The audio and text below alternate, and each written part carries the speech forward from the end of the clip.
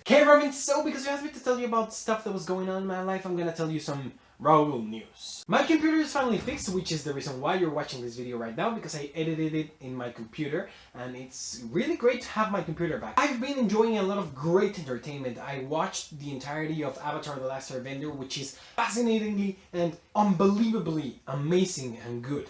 A bit of sad news. Two of my best friends in the entire world have just left the country, and they are not going to be here in Mexico for the next 6 months at least, which is always kind of sad. It's the second time you do it, Robin. Third time you do it.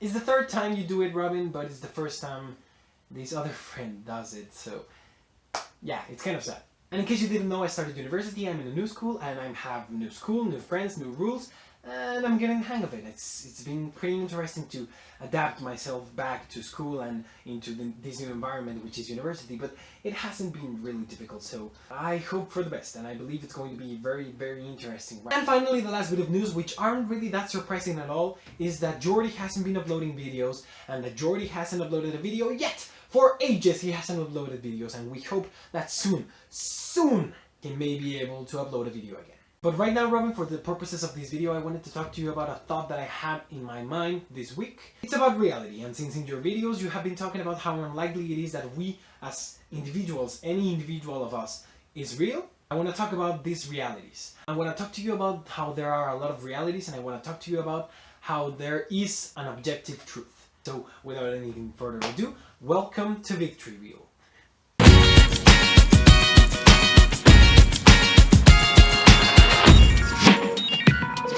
So I'm gonna talk to you about reality, and I'm just gonna make this distinction because I'm gonna use reality as a synonym for truth. I believe this makes sense because, well, everything that's real is everything that is true. Some people claim that there isn't an objective truth, and I would really beg to differ because I not only believe that there is an objective truth, but I believe that there's two of them. Both of which in turn lead to an uncountable amount of truths existing. These two are the fullest objective truth and the subjective objective truths. The first one refers to the absolute truth of everything and anything. This truth explains every phenomenon, property, interaction, reaction, causation, person, thing, everything that exists in the universe. And it does it in an absolute, undeniable manner. And to the best of my knowledge, it is unobtainable. And of course, it is non-physical.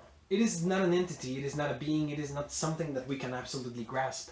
It is not something that we can even understand. It actually exists beyond the realm of reality. It exists beyond that because it encapsulates and captures everything that is truth. Everything that ever existed, everything that ever will exist, and everything that ever could be mustered is part of this truth, the objective truth. In conclusion, it is just an absolute description of everything that we cannot even start to comprehend how it exists. Secondly, there exists an uncountable amount of what I call subjective objective truths. These truths are directly tied to a particular individual and its particular perception of reality, which will probably never be the fullest of objective truths. And these truths operate on the basic notion that particular individuals are not as particular nor as individual as the title suggests. Because particular individuals are always connected between each other. Even if we isolate them from the group, even if we isolate them from cultural or educational properties, they are still connected through the basic evolutionary paths and genetic codes. They are not only connected to one another, they are connected to a bunch of others. They are connected to almost every single being in the universe. We can go even further than that, and that is what you've been doing in your videos, Robin, but we are all connected. In the way that we obey the same laws of nature, in the way that we are just built of the same basic stuff. This young pretty woman is made of the same things that this shirt is made, that this pin is made, and that me, myself, am made of. We are just made up of the same basic laws of nature and the same basic components of matter. So in that way you can see how not individual we are because we are just part of the same group of things. But you can use this technique to group things together using the similarities and differences that they have between each other. Which is why I'm not that similar to this thing, even though we're composed of the same things. I'm not that similar to this young lady, but I am more similar to you, Robin, because our components and our laws are more similar between you and me than between me and her. So that is why we can group together all humanity, or all animals, or all natural living things, because they share more similarities. And this in turn means that our perceptions of reality can be grouped together. Because being made of the same things and obeying the same laws, we share a perception of the reality that is particular to this particular group of individuals, which is why we can separate humanity as a group. As humans, we can create a consensus on what is real because most of us perceive the world in the same way. We use the same senses and we use the same mental capabilities to experience the world, and that is why we create a reality and a truth that is particular to us humans. This collective reality is why we can call certain individuals as not having the right perception of reality. Because, for example, a person that sees this color as green is not going to align with our perception, because we can all agree that this is red, and so a person that doesn't see it as red is going to be out of our reality. He has a problem and we have to work to solve that problem so that he can be part of our reality, our collective reality. And that in turn is our objective group reality. It's not the objective fullest reality, but it's the objective subjective truth of the group that we are part of. And this of course leads to the existence of the objective realities of individuals, because this individual that perceives this color as green is not wrong. His reality is actually his reality. He sees this color as green and he has no other way of perceiving this color unless we change his way of perceiving the world. His reality is that this color is green until we change his reality. This shows you that not only there exist group realities, but there also exist individual realities within that group reality. And those realities are infinite, because we can have an infinite amount of perceptions there. Those perceptions are also constantly evolving and changing as we grow, as we learn, and as we move on. So in conclusion, there exists an uncountable amount of realities that are subjective to each individual or objective within their own minds. And there also exists an uncountable amount of objective, subjective realities that exist as a group that can dictate the way that society is built. And there also exists an absolute objective reality which is actually unobtainable to individuals or to a group. As individuals, we're limited by our senses. We're limited by our sight, by our smell, by our teeth, by our hearing, by our touch. We are limited by what we can experience and how we experience the world.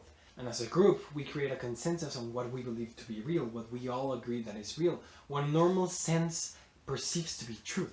But we can never obtain the absolute truth. And this is what truly fascinates me, because I've had a life in which I've been trying to find an absolute truth, in which I've been trying to obtain facts, absolute facts that nobody can deny, that nobody can tell me are wrong, so that I can guide my life through those facts. But with these thoughts, I realized that that isn't possible. We are blocked by the way that we can perceive the world. We can never obtain the fullest reality because we can never experience the fullest of realities. Do you believe that we can obtain a full picture of reality with just 5 senses? I don't believe it. We cannot believe that we are so perfectly built to experience everything that the universe has to offer. We are not that capable. And so this helps me because I can see that the reality that I'm a part of, the reality of the group that I'm a part of, is the absolute reality that I'm ever going to obtain. And in that way, I can trust science to guide me to the best reality, because I believe science is the best tool that we have to experience our own reality.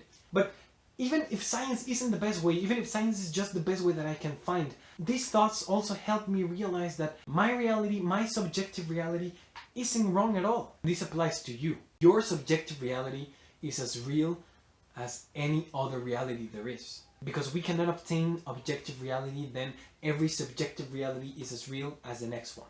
Every person that claims that dragons are real is right, because that is their reality, and you cannot ever deny the reality of an individual. You can claim that their reality is not normal and that is not part of the common reality, but it doesn't make it less real. That is pretty comforting, because now I can be comfortable with the reality that I have created myself for myself. I can now see that no matter what, my reality isn't more real than any other reality. And in this way, I can be far more acceptant of the realities that occur and that I am going to be surrounded by through the course of my life. That is pretty cool, Robin. And also, that is it. For your challenge! You're going to have to document and tell me and share with us the experience of going to South Korea, because oh my god, Robin, you're going to South Korea. You have to please document this and please narrate us whatever the experience is. Narrate us the flight, the arrival, the culture, the stroke of lightning that is going to be surrounded by a culture so vastly different than ours. Share with us, and please continue to share throughout the year the experience of being in such a foreign land. So yeah, I'm now gonna show you the board. And it's Victorville written phonetically, so that's how you pronounce Victorville, which is Victorville, or something like that. The population right now is 78, which is pretty amazing. And right now, the villager of the week is Ale Romeli. The streak's over. Finally, somebody defeated Patty, and Patty, I'm sorry for you, but this time Ale Romeli defeated you. He was pretty nice in the comments, so thank you, Ale. You are now the villager of the week. And finally, the phrase of this week, which is, dear villager, a victory is on its way. It has to be. It's long overdue. So be ready for it, and do not throw away your shot. Please enjoy it and be ready for it, and share it when it comes. And without anything further ado, I'll see you whenever I see you.